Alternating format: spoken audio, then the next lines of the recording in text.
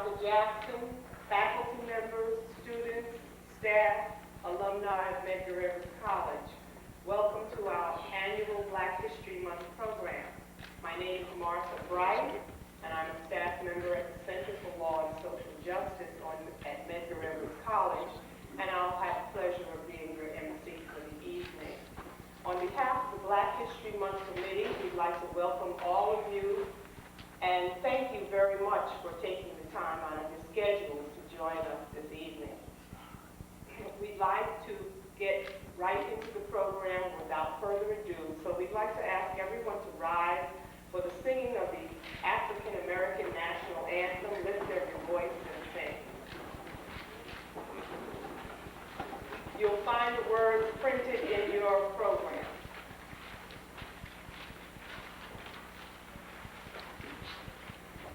And we'll sing the first stanza together. Lift every voice and sing till earth and heaven ring, ring with the harmony of liberty. Let our rejoicing rise high as the listening skies. Let it resound loud as the rolling sea. Sing a song full of the faith that the dark past has taught us. Sing a song full of the hope that the present has brought us. Faith in the rising sun of a new day begun. Let us march on till victory is won. Thank you.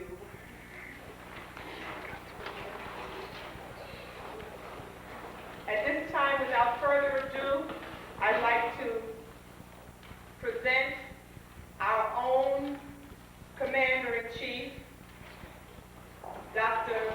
Edison O. Jackson, who will deliver some words on basically the state of the union here at Medgar Evers College. Last night, if you were home about a couple of hours from now, you heard the Commander-in-Chief of the United States, President Bush, deliver his State of the Union address. But here at Medgar Evers College, we'd like you to join all of us in giving a rousing round of applause to our own Chief, Dr. Edison O. Jackson.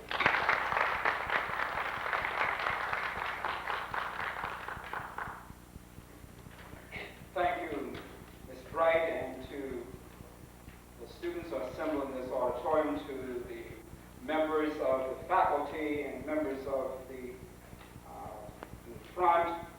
Let me say good evening to you and to say how pleased I am to be with you to offer words of greeting. When Ms. Bright indicated that President Bush gave the State of the Union last night in terms of what this country is all about, I'm not so sure that I want to be compared with him, especially in terms of the message, since the message did not do much for us as a people. And since the message was continuing the kinds of atrocities that have worked to our disadvantage, that is, those of us who are struggling to become and participate more in the good life, we'll find it more difficult to do so. So it is important and it's a historic moment for me, at least, to be here at Medgar Evers College, because this is my first year here, and so my first time to celebrate Black History Month with you. I would like to suggest that if you would reflect upon the words of this song, sing a song for the faith that the dark past has taught us, sing a song for the hope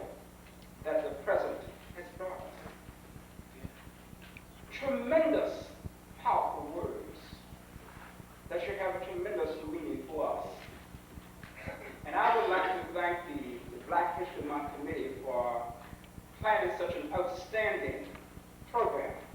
This is just the beginning. Tonight is also important because we're going to talk about the life and times of Medgar Evers. It's important because, one, this college is naming. It is also important because he was a warrior, a fighting against the odds, a man willing to take a stand. And if we are going to succeed as a people, we must be willing to take a stand. Frederick Douglass told us, where there is no struggle, there is no progress. Where there is no struggle, there is no progress. So again, on behalf of the college family, let me thank you for being here and to say how pleased we are. Something very important, let me close with this, for us here at Medgar Evers College. We have registered over 3,000 students. I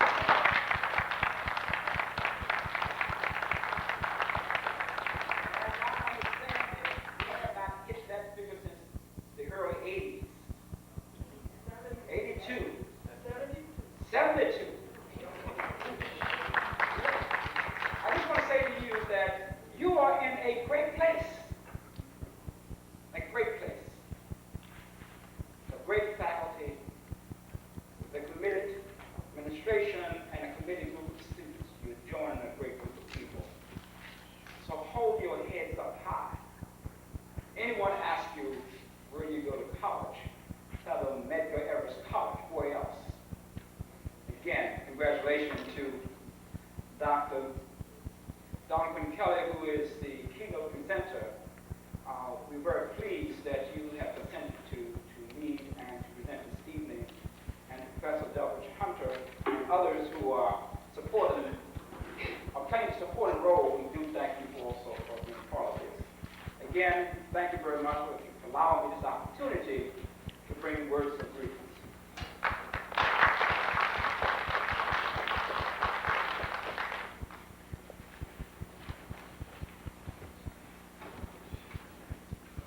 At this time, we'd like to call Dr.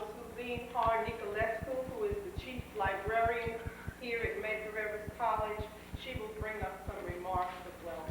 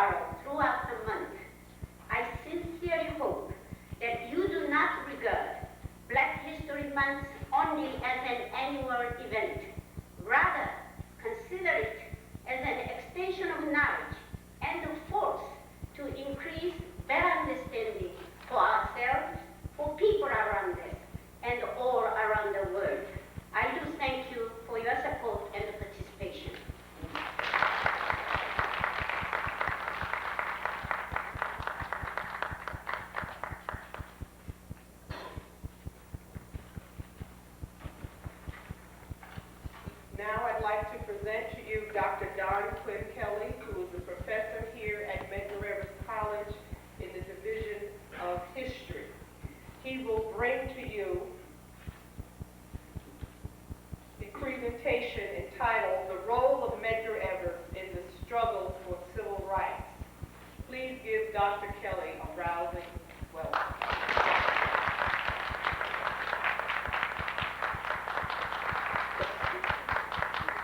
All the people who have just come in to acknowledge before they sit down so I can have a We'll even do better than that. If we get in the middle, we'll even stand in a Give me a standing ovation. All right, we're in the middle, please.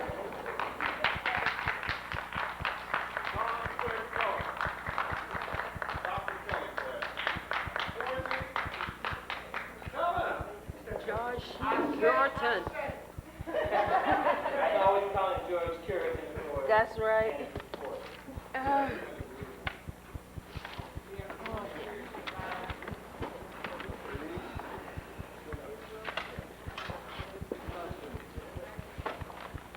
While we're waiting for everyone to get settled, I'd like to just take a minute to point out to you that we've created some very special materials for this day and for this month.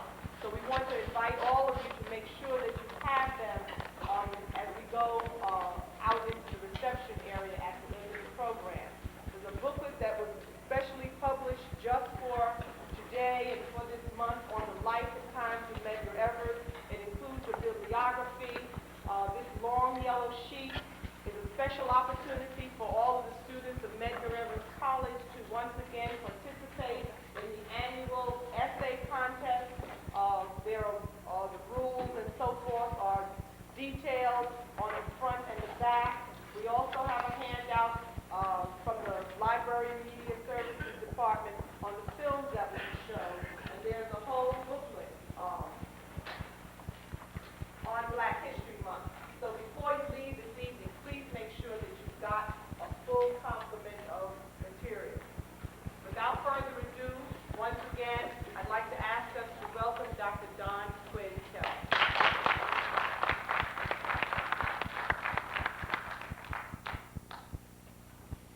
I would like to, on behalf of Yvonne Bennett, who is not here, and the rest of the committee, again, thank you for being here and encourage you to participate in all the activities.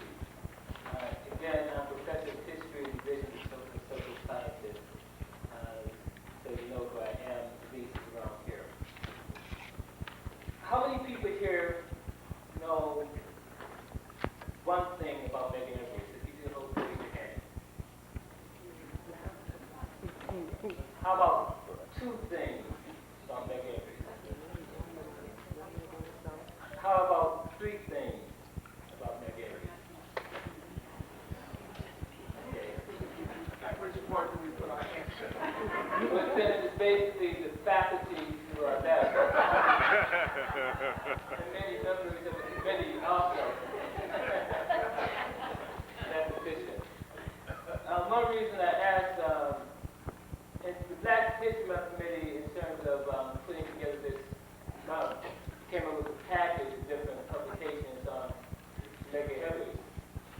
One page, I guess it was the Who's Who of Black America or something, they had like 3 paragraphs on Medgar Evers and a page and a half on Medgar Evers, his wife. And I think it points to some of the reasons why people don't necessarily know too much about Medgar Evers. He wasn't a formidable public speaker. He died at a time when Black folk dying was not necessarily front page news. And besides that, he died in Mississippi. And people north of Mississippi have very little understanding of Southern African American history. I remember when I first came to Medgar Evers, the question people always raised was, why would you name the institution after Medgar Evers? And it had to do with not really knowing who Medgar Evers was. Of course, one of the interesting things, looking at his date of birth, Medgar Evers was born on July 2nd, 1925. July 2nd is the day that the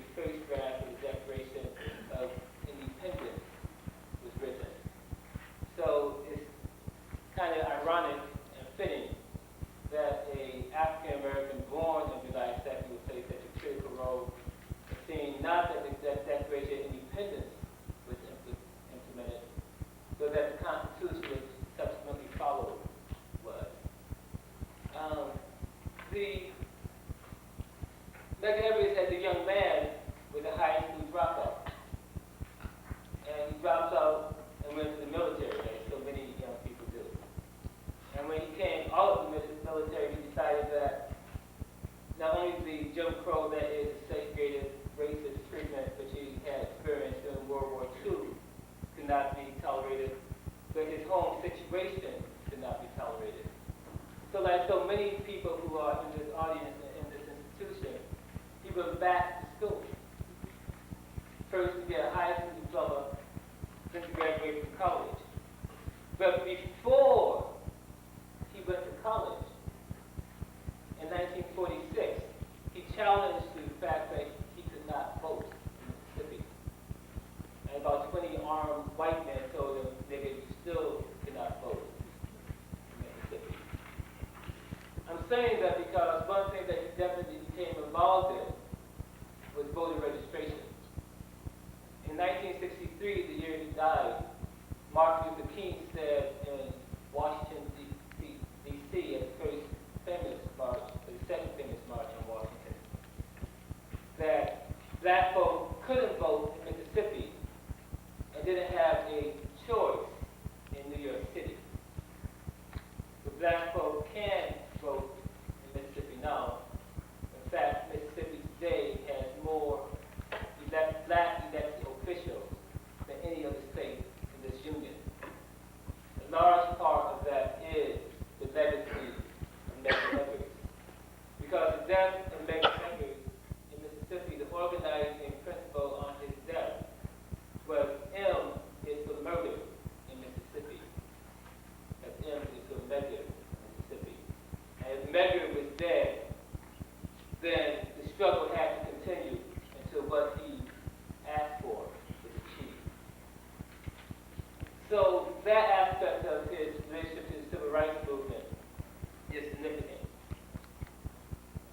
One thing about being African American in this country is that there's always a possibility of being a first in something. You know, first Negro does this, first African American does that, first black does that. And then we had gender, first African American woman does this.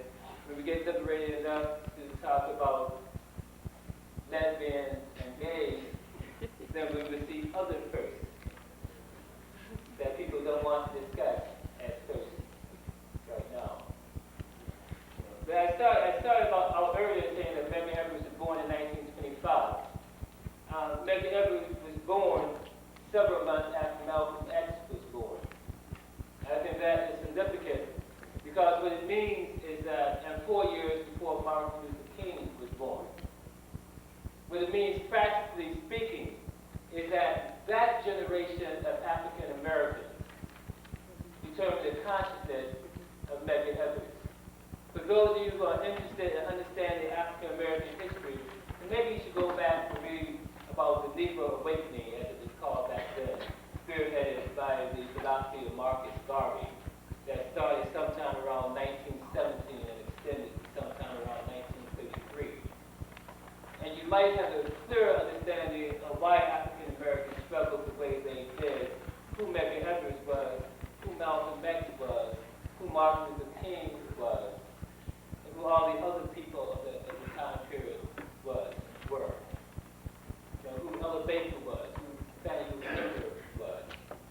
You know, you need to maybe understand that who W.B. Du Bois was, who Paul Robeson was, who Mary McLeod Bethune was. Because that's the time period that gave birth to Medgar Evers.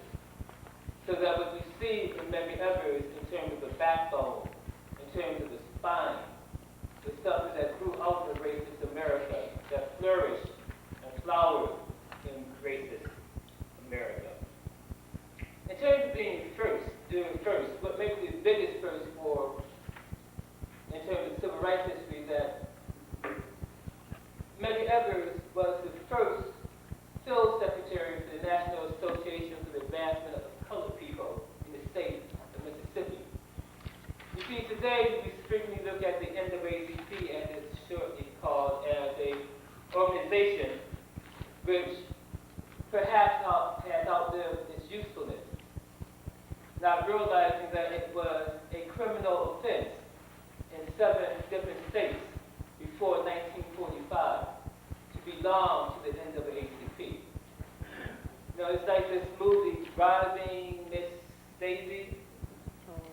Mrs. Daisy is driving you.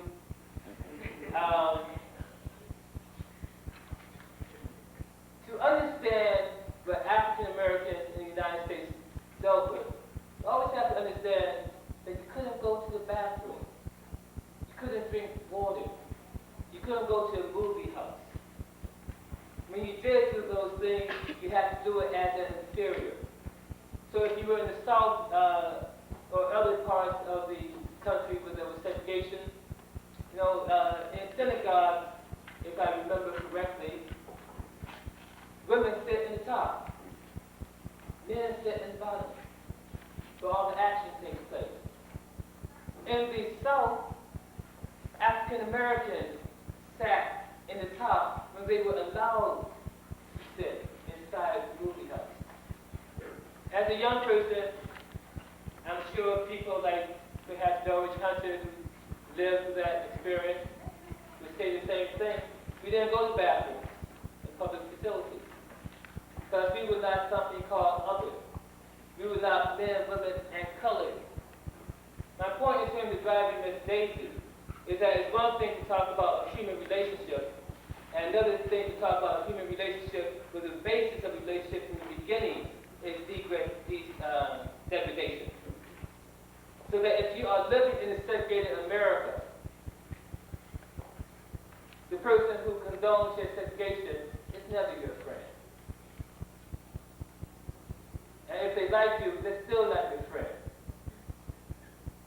Because you're living in segregation. And the mere act of living in segregation in racist America meant that your humanity was being denied. That is what Medgar Evers struggled against. In one of the few states in this country which either has, always had, or has had almost a majority of residents being African Americans. Mississippi has always had a huge black population. So being field secretary in Mississippi meant that he was taking on the lion, and not the lion of Judah, but the lion that consumes, the lion that eats you up and spits you out. That's the world of Medgar Evers. And again, he was a high school dropout. He dropped back in and did what was necessary for him to accomplish his objectives. We all know him in terms of voting rights. We know that his last struggle was following the demands of Jackson, Mississippi high school students for desegregated education, that he was involved in that when he was murdered. But the bottom line is that he achieved national attention not by dealing with voting rights, not by dealing with just desegregating public facilities, not by talking about desegregating higher education, even though he was the first African American to sue desegregate the loss of the graduate school, the old Mississippi, the old Memphis, it's called Mississippi University. But by protesting racist violence is where Medgar Evers became nationally known. Now today we think of racist violence as something that occurs in Howard Beach. Something that occurs in New York City. It used to be New York City, no matter how much racist violence, because racist violence has always occurred in New York City. No matter how much racist violence occurred in New York City, it used to be, if you wanted to say, where did you not want to be for racist violence, where was it? Mississippi. If you had any ability, if you didn't live there, if you were passing through, you always passed through. You stayed in the car and kept driving till you got to the other side. You didn't want to be a strange Negro, a strange color, a strange nigger, a strange jigaboo, a strange whatever name they call you, because the name is not important, it's the attitude, it's the understanding. They can call you Mr. and still be nigger. You see, you didn't want to be caught in Mississippi because you knew was rough. See, across the South, up until really the militant days and the Black Power days of the Civil Rights Movement, it was not uncommon to see signs like this one I always remember in Drive Plum, Arkansas, that said, "Nigga, if you can read this sign, run. If you can't read this sign, run anyway." Drive Plum, Arkansas. 20 miles from the state border. Last chance to get out of town alive. See, because that's the world that Medgar Evers confronted. So when he confronted racist violence, it wasn't the type of aberrant racist violence that was unplanned and spontaneous. You know, when a group of people collectively terrorize and intimidate anyone, and particularly when it amounts to a death, what's the definition of that? A lynching. See, New York is undergoing a lynching phase of history. Because what is happening is that groups of whites are coming out, one white is killing someone, but all of them are participating in the lynching. But as long as they don't call it a lynching, none of the whites who don't actually do the killing are guilty. We see that is a legacy that Medgar Evers was confronting and attacking. Believe it or not, following in the footsteps of a woman from Mississippi named Edison O, who had started the struggle in the 1890s. So Mississippi has always been the forefront of the struggle against racist violence. But the instance that gave him a national reputation had to do with someone who was born in the city I was born in, Chicago, Illinois, who actually was the same age I was in Chicago, Illinois. The reason I'm saying that because I didn't know who Medgar Evers was, but I went to the funeral and I saw the face that was half off. Because he was a local kid who had been killed someplace. Medgar Evers, instead of backing down, took it to the national media. And if you look at Eyes on the Prize Part 2, you can see him discussing it and showing the media where the murder took place. The point is that it took a hell of a lot of courage to stand up in Mississippi and say that someone white was supposed to go to jail for killing a black kid who whistled at a white man. If you want to talk about progress, at least in the Central Park case, they're not dead yet. Sure. See, because 27 years ago, 30 years ago, there would have been no trial. You know, if you think about what's going on in Boston, it would have been, he's guilty. He's dead. A white woman's honor has been affirmed. A racist system has been affirmed. Let's move on. So that's the contribution that Medgar Evers made to the civil rights movement. You know, assisting students in moving towards public accommodations, voting rights, and racist violence. So what exactly does that mean for us today? We don't need a civil rights movement anymore, because indeed we all have civil rights. But we still do need a movement against racist violence, a struggle against racist violence, and we still do need a struggle against all the negativity that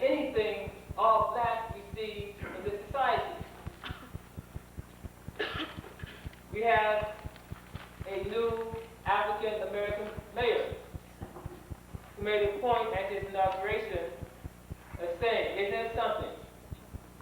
My ancestors slaves, and look at me, head of New York City, the jewel of the West. That's right. This mayor of the jewel of the West has cut your budget $363,000. If you want to understand why courses have been closed, understand it. Now, I'm not talking about the mayor, but I am suggesting that we need to look around, just look at the person to your left and look at the person to your right.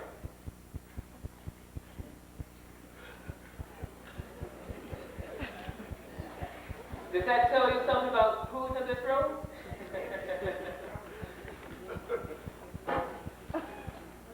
And it might help to explain why this institution has so many problems that it should not have. See, Medgar is a black institution. It's a black institution by default, because we all here.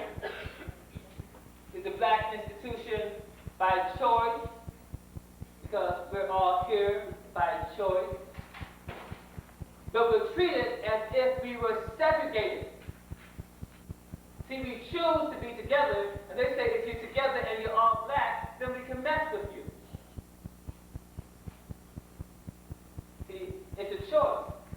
We have a civil right. We chose to be here. Now, all I'm suggesting in terms of that,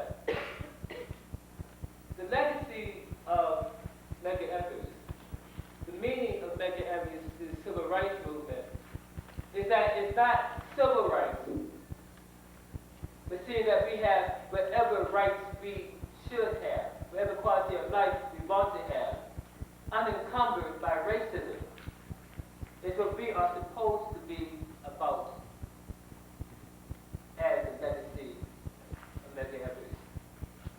It's amazing that based on professional reasons and other reasons, I travel a lot. And if I'm gone 3 days, someone is there. You know, some institution that is closed down when it shouldn't be closed down. Right adjacent to us, the Crown Heights Youth Collective serves its community. They're losing their lease. They're making everyone whose child goes there homeless. That's the struggle that is the legacy of Medgar Evers. Because the struggle to eliminate segregation is over. But eliminating segregation does not mean we have to eliminate our families, our loved ones, our neighborhoods, our communities in order to be treated like we're citizens, like we're human beings. Because what has been termed the civil rights movement was always about being treated as human beings. It was always about not having to shuffle to have a job, not having to turn your lips up and pucker to have the job. You know, that's the legacy of Medgar Evers, struggling against that. The legacy of Medgar Evers is taking dropouts and having them realize that there's something to be struggled for in life. See, that's the legacy of Medgar Evers. Now, frequently when we look at people, we think of them as these huge giants, not people who have gone through everything we've gone through. I remember reading Rosa Parks once, and it was like, Rosa Parks. And this small frame, very quiet woman came into the room. She sat down, and if you didn't know who she was, even long after 1957, you still wouldn't know who she was, because she's a human being. She's not a giant. You know, she's not larger than life. She is life. Courage is the final legacy of Medgar Evers. It takes courage every day to stand against something that is wrong. when you don't stand against something and you're on the corner from your house, when you don't stand against something that's going on in the public school, when you don't stand against the guy telling you it's 99 cents and never giving you that penny. You know, if you can't stand that much, you can't stand this much. But if everyone stands this much at the walls in Jericho, they come tumbling down. Thank you.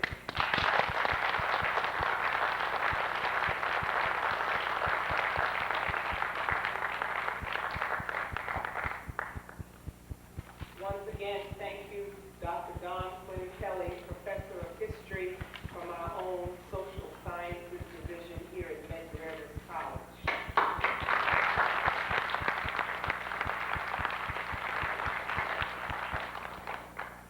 I'd like to ask for Mr. Greg Myers, who is the President of the Student Government Association here at Medgar Evers College, to come forth if you're in the room.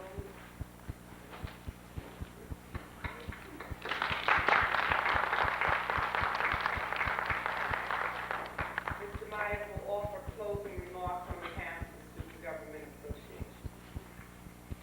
Thank you. I just have to thank Professor Don Quinn Kelly for those wonderful words that he gave. And I'm definitely sure that it has been inspiring to all of us. I wish every day, and I think in my hearts and many of our hearts, that we do celebrate Black history. I think we celebrate it in our own way, in our own fashions, in our own style.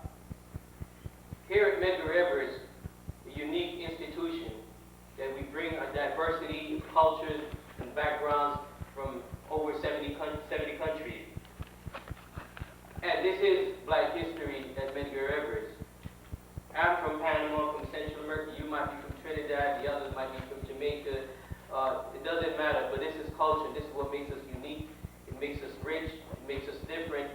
And it makes some of the high officials, as Don Quinn Kelly pointed out, maybe dislike us because of we took the choice to be together.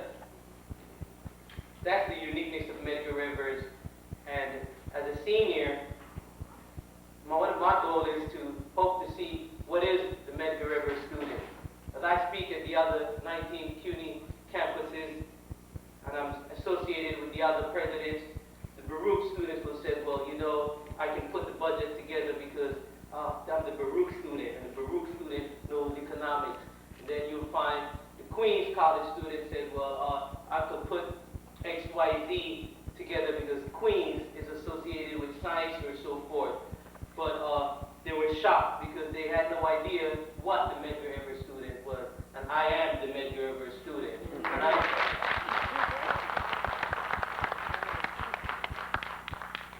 And that is the conscious, progressive student. That is not only to say that I'm a student of economics or business or science, but a student that is equipped with the knowledge and is aware of the social conditions and the problems that's affecting mankind and our people of tomorrow. Don Quinn Kelly, again, is a good thing. I never write my speeches because if I wrote a speech, I'll just have to throw it in the garbage after listening to him. And let's look back at our future leaders, Medgar Evers, W. Du Bois, and all the others, King, Malcolm X, their style of leadership, their pattern, their ideology, their philosophy towards social change, their goal. And now, often at times, I question, where do we go from here? I had lunch with a former Speaker of the House yesterday, Stanley Fink, who sits with me on the board, and he said, Greg, you know, it's not like back in the days when we had Black leaders. Today it's quite different. And I said, well, Stanley, I'm sorry, I disagree with you. I think we all are leaders. I'm a leader, you are, our professors, the people in the community who are making the grassroots organization change. We're all leaders, and I think they expect to perpetrate on us as a people thinking that there's no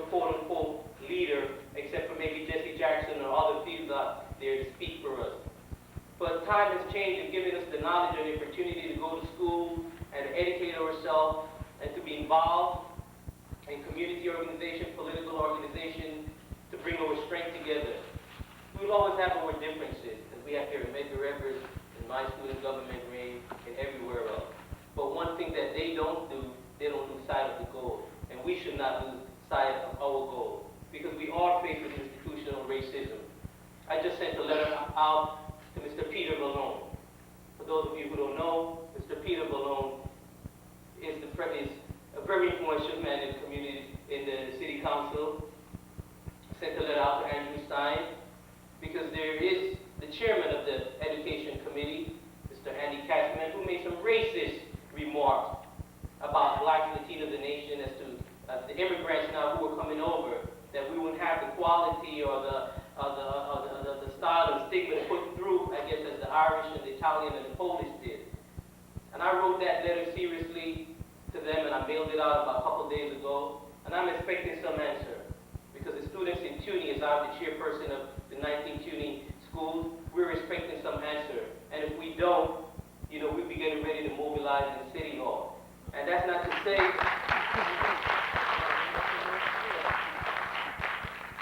that is not to say that we're people of violence.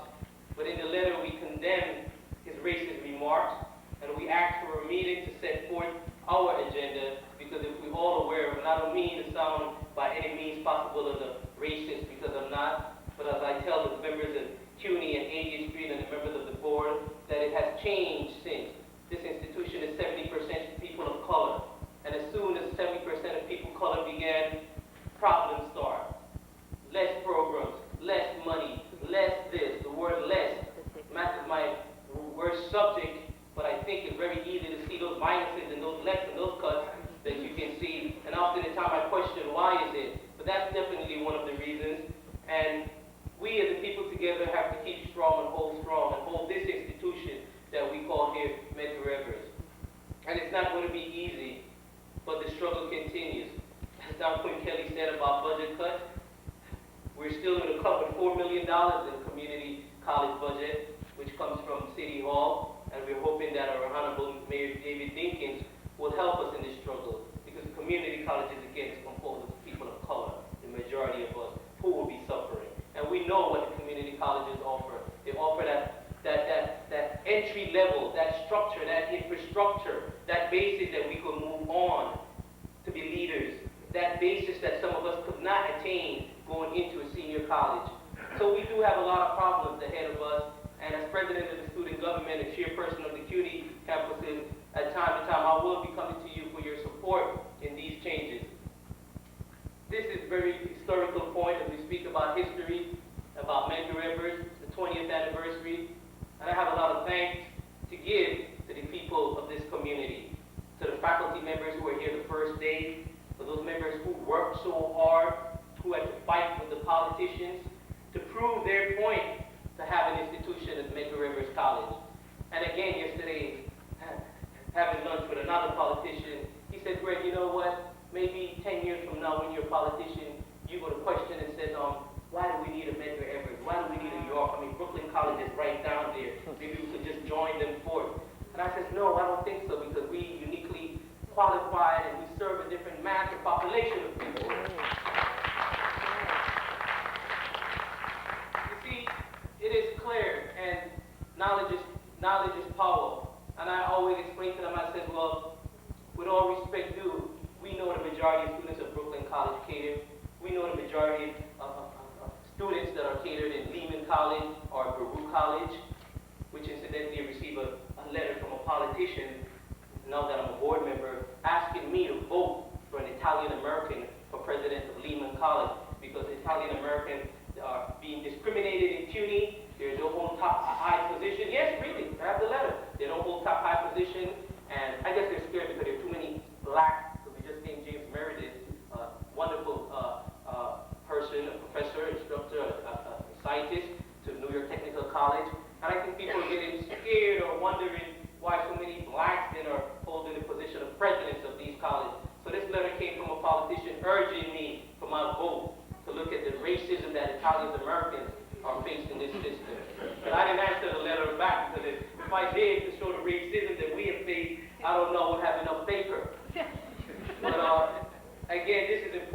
20th anniversary, and I came in at a time that I'm graduating during that period, and I just want to thank those people who struggled to make this institution what it is.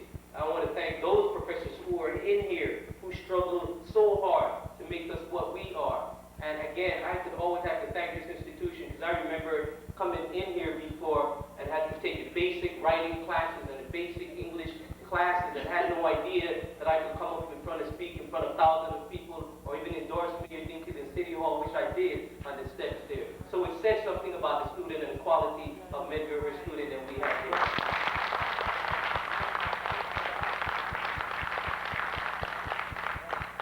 I don't have the answers to give you what movement, as Don Quinn Kelly has spoke about, that is going to take for this new leadership of students like myself and others who are coming up to make that change.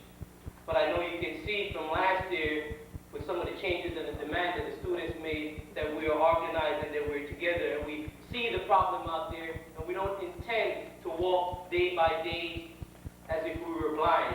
And of course, we cannot do that alone without not encouraging the younger brothers who are in the high school system to come up into this institution. Again, it is an interesting year, and again, the governor called for senior status for Medgar Evers in 1991. I don't know how sound that is. I only hope and pray, and still not only hope and pray, but that's my mother's word, which is good as my word too. But aside from hoping and praying, I like to take action. So I hope that we can combine both and hope that good old Honorable Mario Cuomo keep his words, as he said he called for senior status of Medgar Evers for 1991, that we could be an institution with all the facilities that these other 19 campuses have. And it's by no accident that we were deprived of a building or that we're deprived of certain facilities.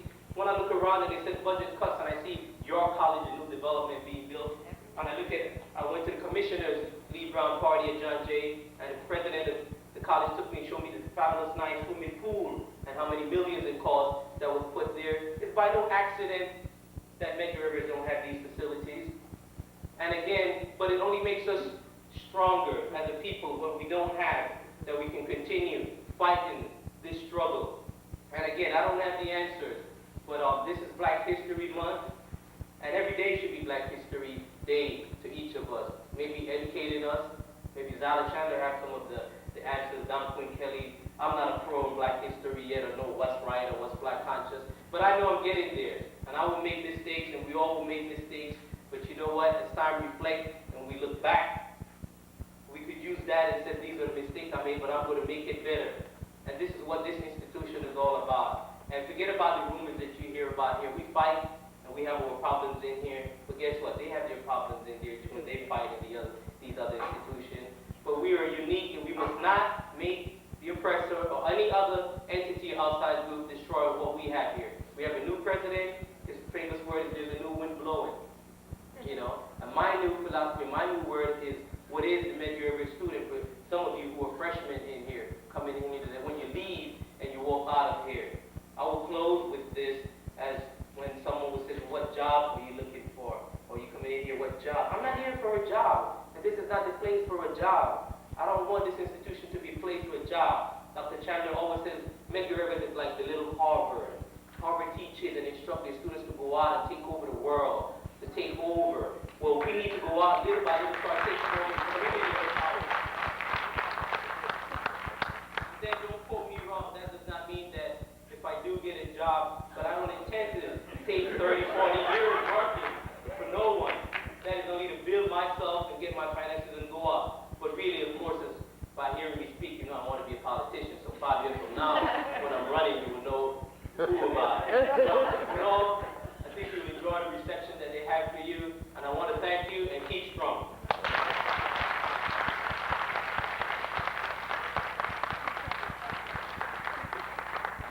Once again, thank you very much, Mr. Greg Myers, President of the Student Government Association. And this is also an invitation for those of you who are not active in your student government to become active in your student government. This college is what we create here for ourselves. And just as Professor Don Quinn Kelly told us and reminded us about the legacy of Medgar Evers College, this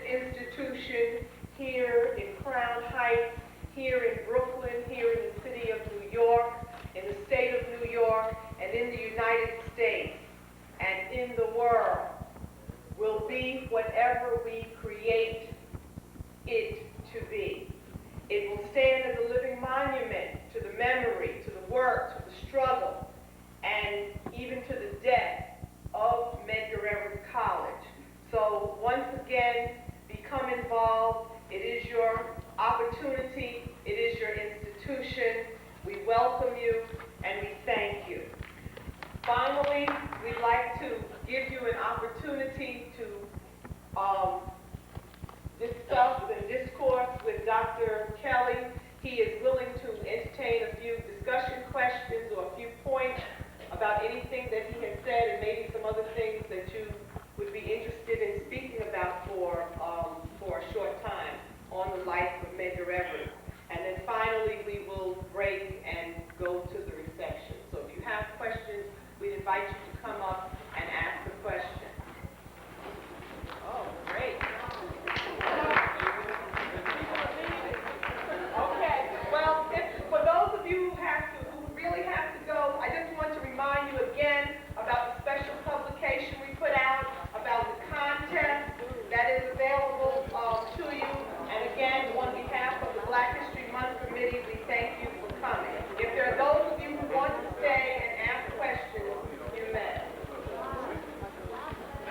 Thank you. The reception area is right outside.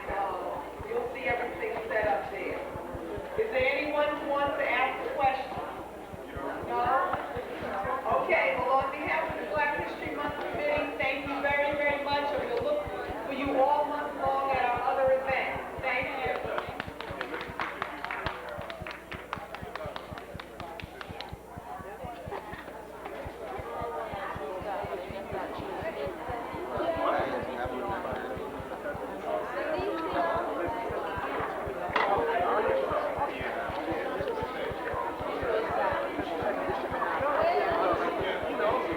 Oh, yeah. Yeah, that's up south. That's what we call it. Hi. Don't be looking at yourself. Just walk around. Second. Get done talking to yeah, that's right. I wish they I want a big job. No, you don't think so. It's not the research you think you're doing. Think like that. Oh, yeah, now this little brother here was born in Mississippi. They just told me. Take the stuff out.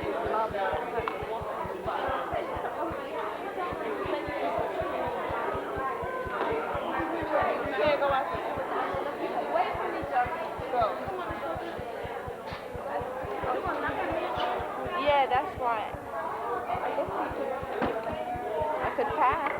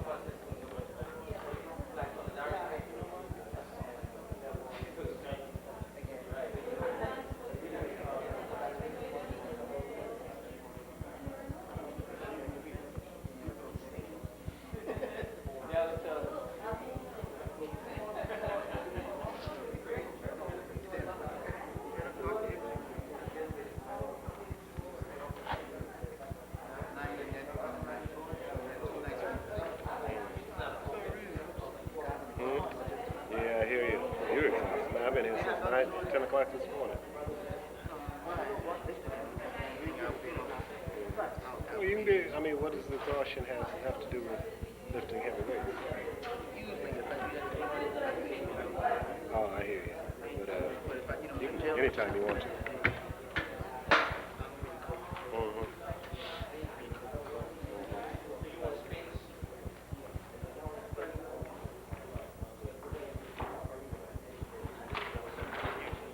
Yeah, it is. Interesting. I'm glad we've graduated to that where we can do our own hair. Huh? Yeah, we're talking about error. Yeah, we can. We'll have to try to. These aesthetics are ours.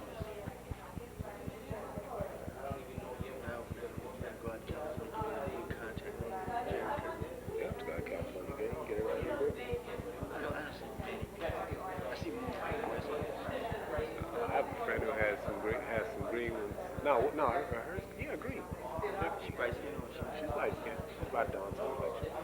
Maybe a little. that's a rationalization. Russian. She didn't get into it. She knew. She could tell us what you think. That she wanted it. She got it. That's it. Because I have Period. a friend. She wanted she has legitimate red hair. She wants some light brown hair. Take up this dark. I don't struggle around stuff like that. I you when I was much younger. She asked me. Not, I said, I can't. well, she she took me to lunch one day, and then anytime I was just had it on while you had it on.